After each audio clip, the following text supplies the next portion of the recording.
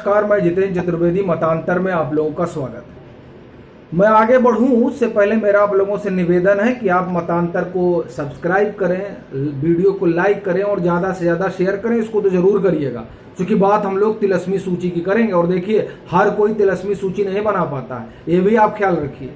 तिलस्मी सूची सिर्फ अखिलेश भैया बना पाते हैं। अब आप कहेंगे क्या बात कर रहे हैं भाई साहब, यही बात ही है।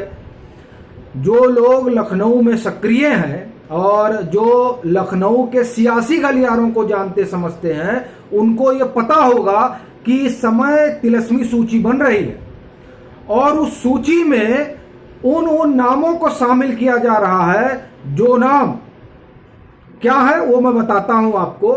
हम लोग देखिए, ये जो तिलस्मी सूची है जो अखिलेश भैया तैयार करवा रहे हैं, वो क्यों तैयार करवा रहे हैं, बड़ा सवाल तो यही है।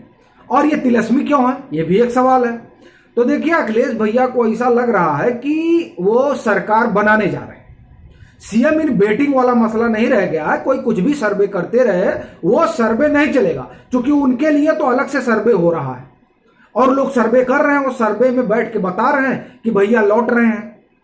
अच्छा, अब ये अलग बात है कि जो उनके नवरत्न हैं, उन नवरत्नों का एक अपना जो ये कहिए कि जैसे राहुल गांधी का अपना एक ककून है, वैसे अखिलेश भैया का भी एक ककून है। वो ककून उनको बता रहा है कि वो वापस आ रहे हैं। कुछ जो जिसे कहिए जो अखिलेशवादी या पत्रकार हैं, देखिए पत्रकार मुलायमवादी भी थे और हैं और अखिलेशवादी भी हैं। बहुत पत्रकार जो मुलायमवादी थे वो अखिलेशवादी हो गए, लेकिन बहुत जो मुलायमवादी हैं वो अखिलेशवादी नहीं हो पाए। वो थोड़ा एक होता है ना कि अरे इनके बाबूजी के साथ तो हम काम करते थे, वो तो हमसे सलाह लेते थे, तो इसलिए जो है वो जो मुलायमवादी हैं वो अखिलेशवादी नहीं हो पाए। हाँ, वो शिवपालवादी हैं। अगर शिवपाल यादव होते तो एक अलग मसला होता।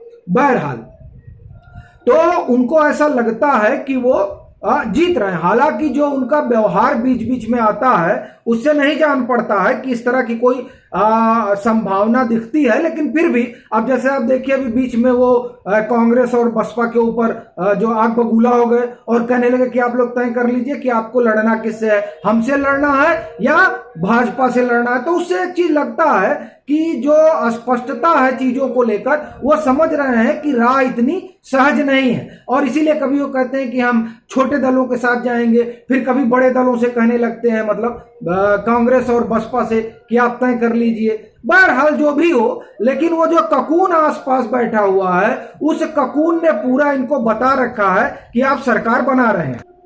तो इस जो भरोसा है कि हम सरकार बना रहे हैं, इस भरोसे ने उनको समझिए कि अब वो रॉकेट पे बैठ गए हैं। तो अब ये हुआ कि अच्छा सरकार बना लेंगे तो क्या करना है, ये तो एक बड़ी चीज है। तो उन्होंने समाजवादी जो पत्रकार और अधिकारी हैं उनको बुलाया।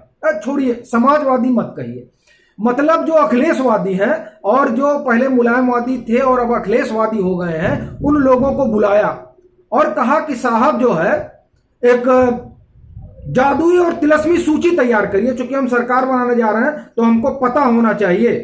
क्या पता होना चाहिए, मैं आपको वो बताता हूं। देखिए कि अगर आपको ध्यान हो तो अभी कुछ दिन पहले अखिलेश यादव ने खुद कहा था, हमको लग रहा है कुछ दिन नहीं, कुछ महीने पहले, कि हम देख रहे हैं कौन कौन क्या कर रहा है और जैसा ही समाजवादी सरकार आएगी तो हम जो है उत्तर प्रदेश में समाजवादी सरकार आने के बाद हम क्या करेंगे ये हम आपको बताएंगे। तो दरअसल वो यूं ही नहीं कह रहे थे कि जब समाजवादी सरकार आएगी तो हम क्या करेंगे।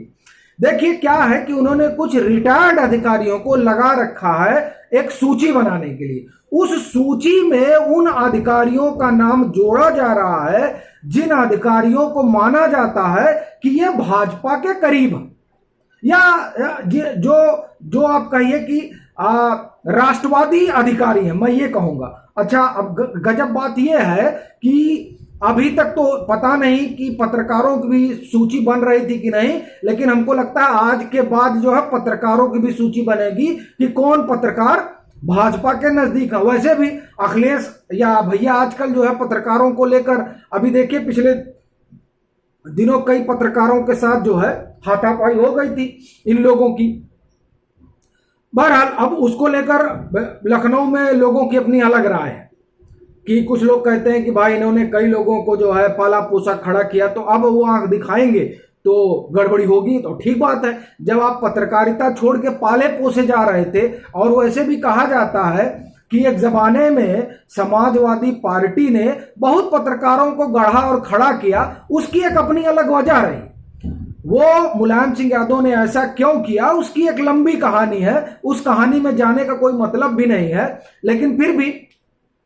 और जब आप किसी सत्ता प्रतिष्ठान से लाभान्वित होंगे और उसके सत्ता में बाहर जाने पर, सत्ता से बाहर जाने पर आप उसको आंख दिखाएंगे तो मार कुटोवल तो होती है। तो बहरहाल हम उस कुटोवल पे नहीं जाएं। तो हम सूची की बात कर रहे थे, तो सूची बन रही है।